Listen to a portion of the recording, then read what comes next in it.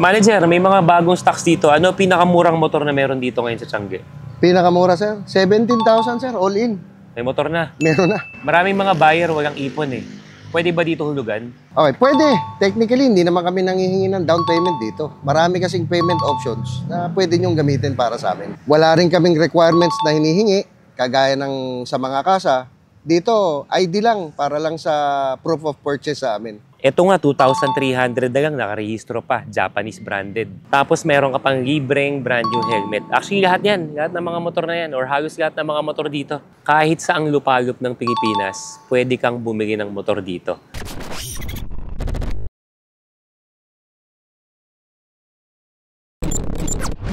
Pero bago natin ituloy yung video na to, napansin namin na marami pa rin sa inyo hindi naka-follow at naka-subscribe sa mga channels and pages ng Motor na Iwan. Malaking tulong ang inyong mga like, comment, and share para mas marami pang nakapanood. Lalo na ngayon, may mga ipapamigay tayo na regalo para sa inyo.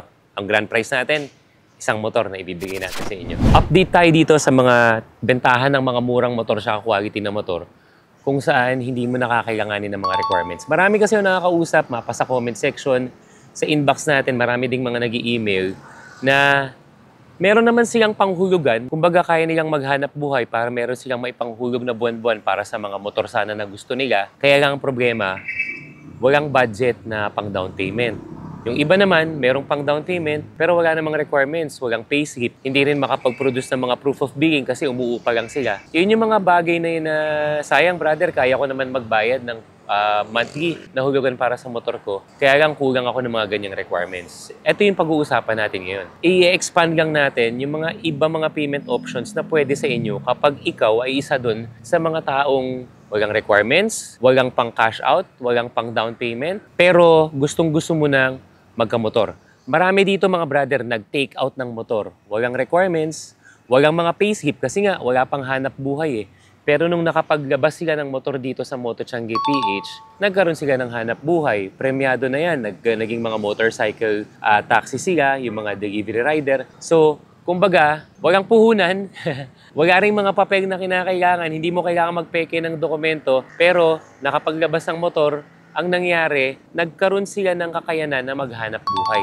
Patuloy nilang na nagsisikap para siguradong meron silang maibabayad buwan-buwan doon sa motor na kinuha nila. Tapos yung interest pa doon sa motor na yun ay hindi taga. Hindi katulad sa ibang mga kasa na alam nyo naman na yan, nag-inquire na rin siguro kayo dyan. Pag sinuma total mo, yung binayaran mo, doon sa mga financing options na ipinresenta sa'yo, para kang bumili ng dalawang motor o kaya naman dalawat kalahati o tatlong motor kung ikukumpara mo doon sa presyo ng motor na nabili mo.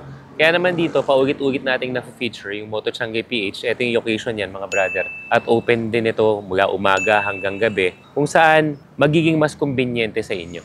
So pag-uusapan natin yung ilang mga bagong stocks dito at saka balita ko may bago pang payment method na pwedeng maghulugan na rin dito sa Moto Tiangge PH. Yan, bubusisiin natin yan.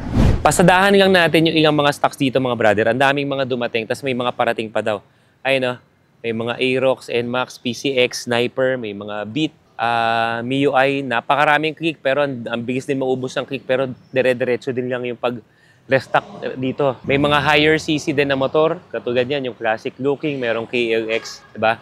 Ito, katulad na lang itong motor na to, Honda Beat version 2 FI. Saan ka makakita ng ganitong motor? Japanese branded na.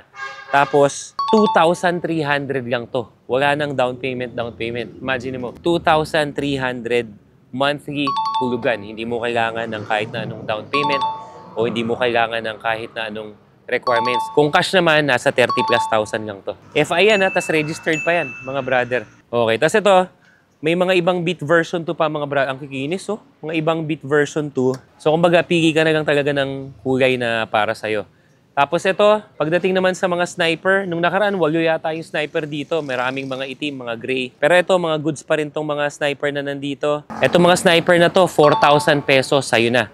Ganun lang siya. Ulitin ko, wala kang ilalabas na cash out. Maghuhulog ka na lang 4,000+. Siguro nasa mga 4,800 to 5,000 monthly for 24 months lang para hindi masyadong matagal yung utang mo, mapapasayo na tong mga motor na to. Ayun, iba-iba. Oh. Sa cash, mga brother, alam ko, di ko lang sure kung itong itim o kaya itong asul, nasa mga 70+ na lang. Sniper 155 to ha. Hindi to yung mga earlier versions na Sniper. Sniper 155, 70+. sa cash. Oh, ito yung sinasabi ni manager kanina na as low as 17,000. Passion 125, yung 17,000, all in na yun mga brother. Kung kailangan mo lang ng pang-service, hindi ka na masyadong maselan. Ito, okay na. Goods, all working, original papers, mga gulong, makakapal pa. Yan, 17,000. Kaya na bahala mag-usap dito sa Tiangge. Ito mga brother, budget meal, Mio Sporty. Yan. Kakarating lang na ito, hindi ko pa talaga alam kung magkano. Pero wag ka, mayroon na rin siya. May LTO plate na rin. Ganda pa ng taillight, buong buo pa. Naka-rough na flat seat na rin to mga brother. Matte Bold Edition. So, kumbaga all black siya mga brother. Touch ako dito na maglalaro to ng mga 2,000 pesos siguro. Kung sa hulugan mo kukunin. Monthly, walang ano yun. Walang mga down payment. Yung mga ganitong MIUI, maraming mga MIUI, meron pa sa likod, may mga white, may cyan, ito naman itim. Yung mga ganito, maglalaro lang to mga brother na mga more or less 40,000. Pero kung sa hulugan mo to kukunin, nasa mga 2,500 lang. Meron ka ng matipid na motor, MIUI 125. Tapos, ito yung mga sinasabi natin. Meron ditong available na mga classic motorcycle. Ayan, 200cc to. Dito naman, merong KLX 220. Ito yung pang mga malakasang pang off-road, pang sugod mo sa baha. Pwede rin to, mga brother. So, medyo mataas lang to.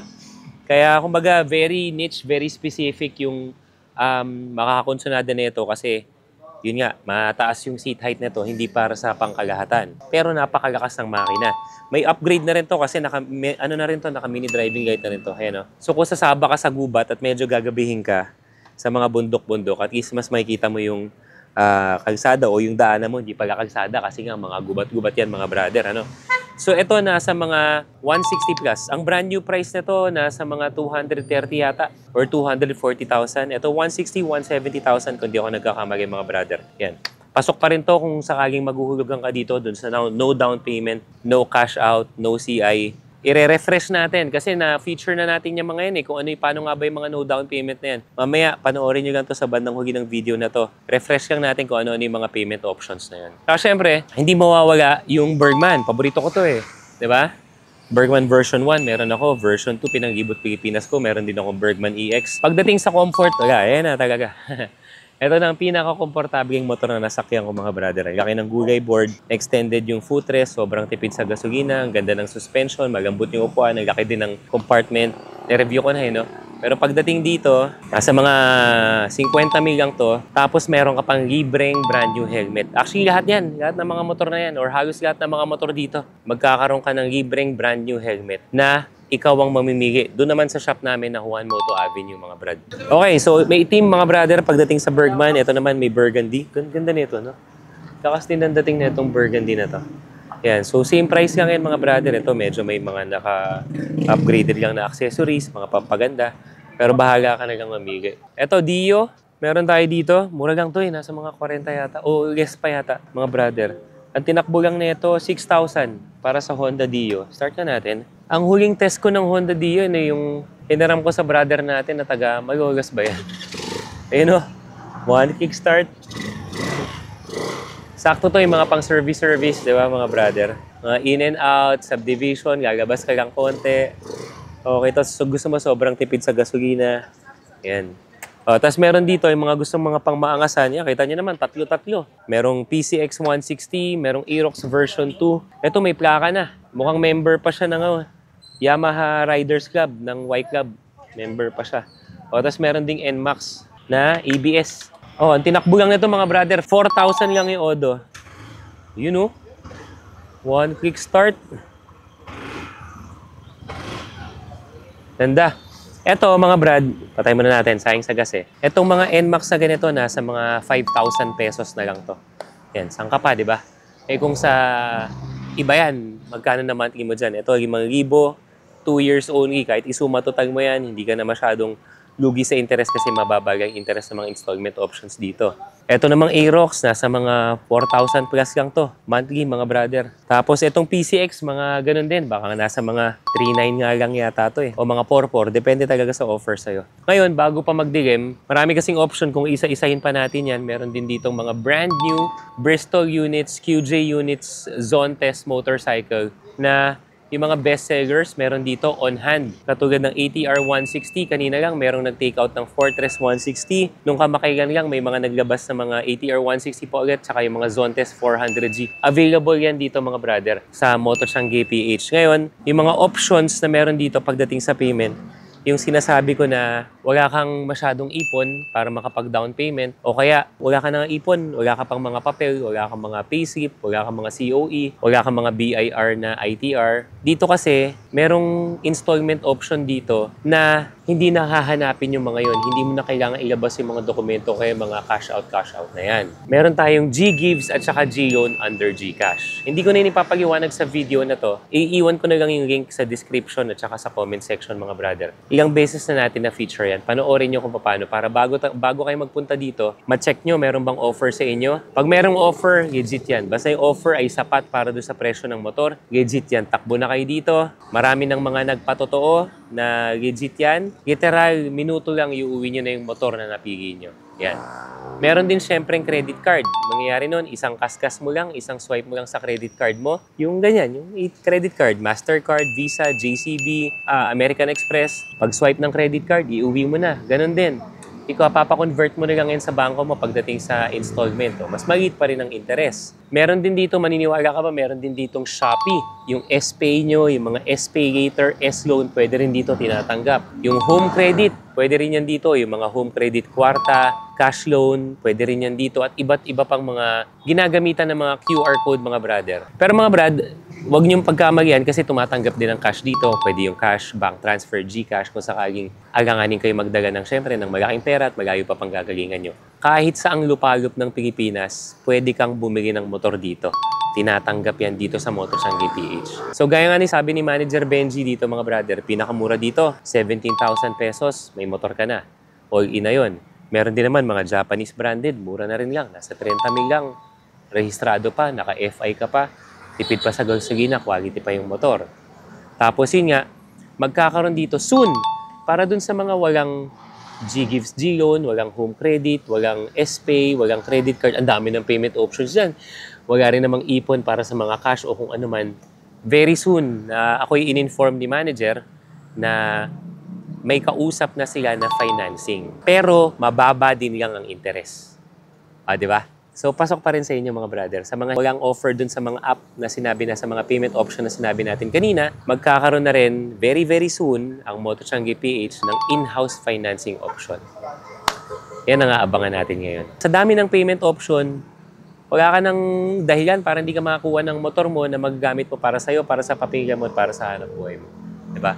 Ganun yung kagapit mga brother. Paano? Nagdidigim na, magpapaalam na muna ako. Again, till our next update mga brother para hindi kayo magpahuli sa mga ganitong motorcycle use, reviews, and tips. Follow nyo lang lahat ng mga pages ng channel natin sa TikTok, Instagram, YouTube, and Facebook. Till our next video mga brother. Salute!